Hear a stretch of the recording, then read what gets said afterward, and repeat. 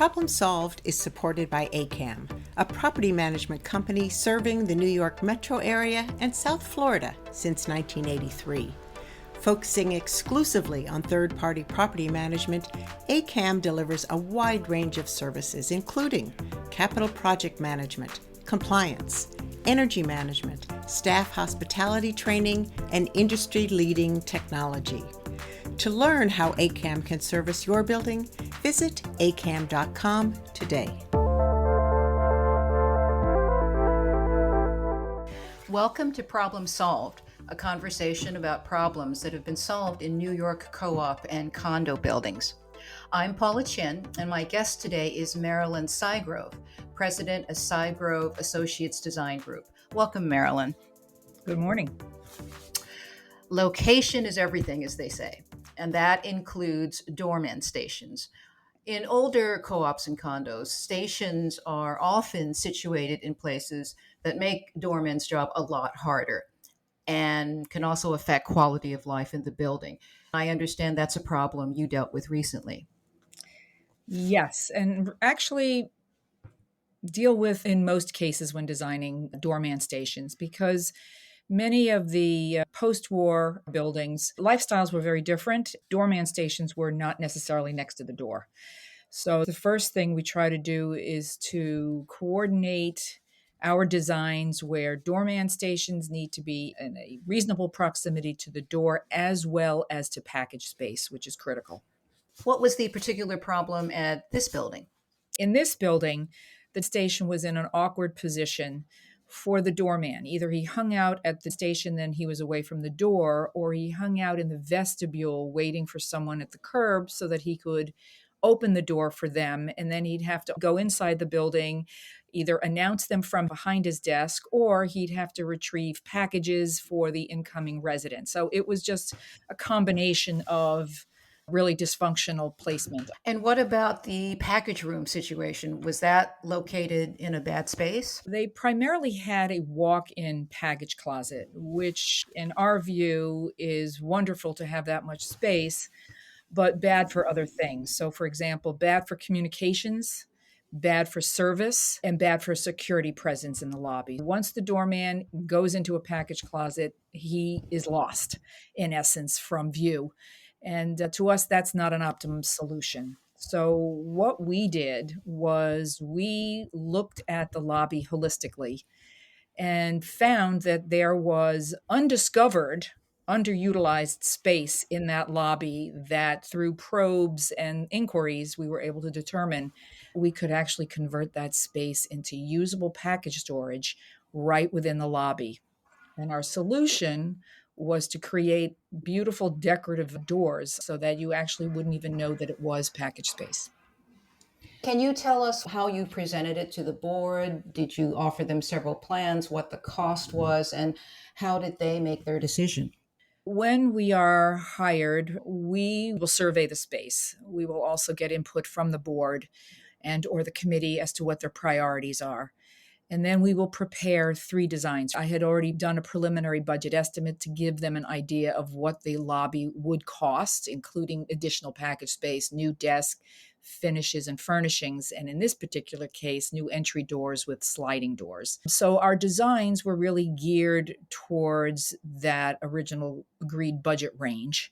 And so we prepared 3 designs with 3 different options of locating the desk, facing in different directions, how we would capture additional package space, how the new sliding doors would work with a vestibule and the secondary set of swing doors. So there's a lot to it. We meet with them, we present the 3 schemes, and they will comment. Gee, we love the layout of A, we like the style of B, but we love the color of C.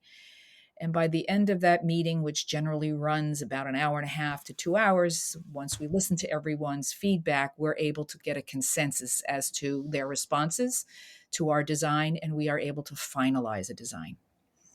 Can we go back to the vestibule and the street doors? What were they, and then how was that redone, and what was the benefit of that? There were 2 sets of doors. There was the main entry doors, which were swing doors. There was another interior set of vestibule doors, but they were perpendicular to each other. So it wasn't a straight run where you would go through the front doors and then walk a few more steps and go directly through the vestibule doors. And the doorman was inside of the lobby past those two sets of doors where he didn't have easy access.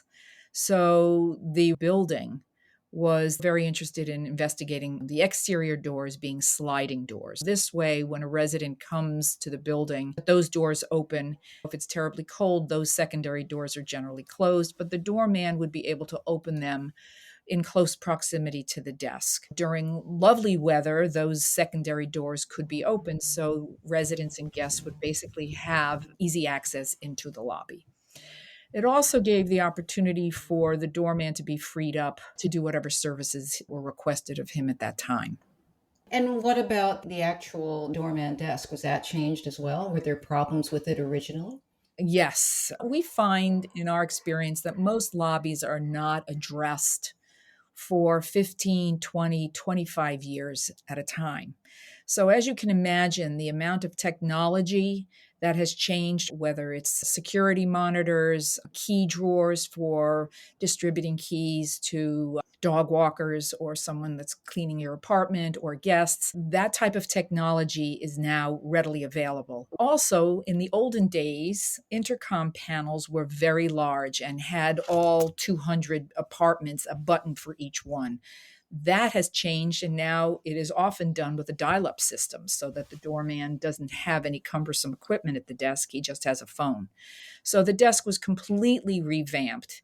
Also, with health concerns today, whether COVID or post-COVID, we were asked to create some type of health screen for the door staff so that if a delivery person or a guest comes to the desk, there is a barrier. But rather than it being something that is very temporary looking, we actually designed it with the same antiqued bronze trim finishes and plexiglass, where it looks as though it were intended and belonged with the entire design of the lobby. So this plexiglass and trim matched the walls for the new package rooms. Is that correct? Yes, that is correct. Marilyn, what's the takeaway here for buildings that are doing lobby renovations? I think the most important thing is to have a design team take a look at your lobby holistically before you decide to say, gee, let's just do the desk or let's just do the doors. The lobbies are generally large and they are a very large investment. So the takeaway would be to take a good hard look at all of the key elements before making a decision and plan for your investment to really pay off long term. And is that what the board did here? Absolutely. They also did their elevator cabs and hallways because they recognized that in doing one space, the other spaces would have a tendency to be of a lesser level, if you will. So one thing led to another, but they decided to go for the whole package. Over time, yes. We designed the building, which is important to us, in the style of the original period of the building. It may have all the new bells and whistles for service and convenience, but the aesthetic was inspired by its heritage and its proximity to, in this particular case, the East River. So it was very well received. It's a long-lasting design, and I hope that we will hear from them in 20 to 25 years about a little tweaking here and there. Marilyn, thank you so much for joining us today. My pleasure. Thank you.